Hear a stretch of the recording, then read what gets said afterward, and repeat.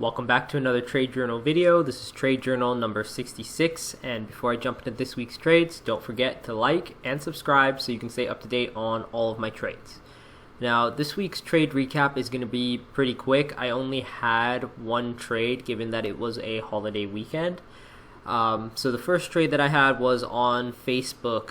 What I had was a poor man's covered call. So I own a leap call option with a long time until expiration on Facebook, and last Friday, so right here on this candle, I sold a call at the $380 strike price for a premium of $198.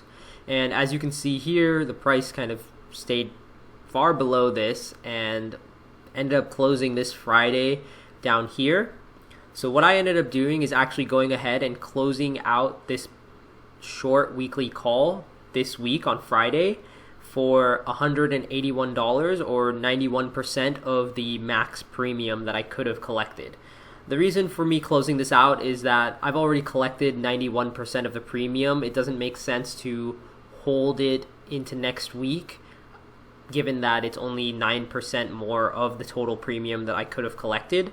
My plan is that hopefully next week, if we see prices increase again up to this 345 or 350 level, then I'll sell another call 2 weeks out at this level. Right now, I just like selling the 2 week out calls because the price is so far away from where my break even is. That was pretty much the only trade that I had for this week. So total profit this week is $181 on Facebook. Not as high as some of the other weeks, but good given that the market did have a lot of down days this week. Some of the things I'm looking at for next week are TripleQ. It's had a pretty decent pullback here so far, and I'm going to see how things open up on Monday and then decide whether I should get into a poor man's covered call on this. The other stock that I am currently looking at is Moderna. Given all the news that's been going around, I want to see how this stock moves, and it might be a poor man's covered call, or ideally I want to see it pull back a bit before I get into this trade. So that's all for this week. Pretty quick trading week. If you have any questions or comments, feel free to leave those down below, or if you want to hear my stock suggestions on anything, feel free to comment that as well.